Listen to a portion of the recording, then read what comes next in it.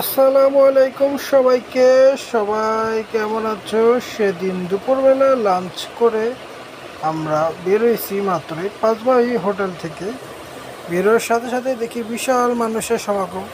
তো বুঝে ওঠার আগেই দেখলাম যে সনাতন ধর্মের অনেক মানুষজন। তারপর বুঝতে পারলাম যে এটা রথযাত্রা হচ্ছে, অনেক মানুষের সমাগম রথযাত্রায়।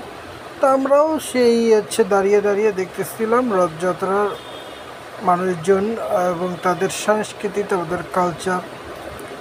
অনেকক্ষণই দাঁড়িয়েছিলাম। এই যে দেখো, গাড়িগুলো সব কিন্তু এক রোডে চলে যাচ্ছে, আর ওই পাশের রোডটা, যে রোডটা দিয়ে রথযাত্রা যাচ্ছে, ওটা সম্পূর্ণ ওনাদের আন্ডারে দিয়ে দিছে, ওনারা এখান দিয়ে যাচ্ছে। এবং অনেক প্রশাসনের দেখলাম পাহারা আছে সামনে এবং পিছে। সম্পূর্ণ নিরাপত্তাভাবে তাদের রথযাত্রা পালন হচ্ছে। যদিও ঢাকাতে আরও বেশি বড় করা হয়, কিংবা সবচেয়ে বড় হয় তো আপনার ধামরাইলে রথযাত্রা, যেটা ঢাকার খুব কাছে অবস্থিত। যাই হোক, সিলেটের রথযাত্রা এত বড় দেখে আমি একটু অবাক, কারণ সিলেট বাংলাদেশের সবচেয়ে ধর্মপ্রাণ মুসলিম মানুষদের আনাগোনা বেশি থাকে, এবং অনেক পীর আউলিয়াদের মাজার। সেই সাথে সাথে সিলেটের মানুষরাও খুবই খুবই ইসলাম ধর্মের প্রতি আকৃষ্ট। সিলেটে যে এসে আমি এত সনাতন ধর্মীর মানুষ দেখব একসাথে, তাও আমি কখনো কল্পনা করিনি। আমার কল্পনার বাইরে ছিল এই জিনিসটা। তা এটা দেখার পর মন ভরে গেল যে বাংলাদেশ যে সাম্প্রদায়িক একটা দেশ, সেটার প্রমাণ। আর এই যে আমি হাঁটতেছি এবং ভিডিও করতেছিলাম, আর এখান থেকে আমার বন্ধু আমার জন্য ভিডিও করতেছিল। এই দেখো কত মানুষ এখনও।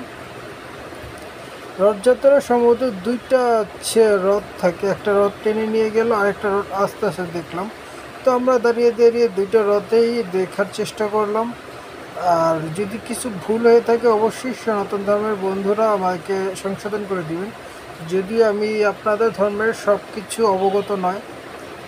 এই একটা রথ ছিল একটু, আর আগে একটা রথ ছিল, দুইটাই রথ হয়তো বা আপনারা কমেন্টসে জানাবেন সত্য কোনটা বা মিথ্যা কোনটা, আমার জানার কী ত্রুটি ছিল যায়।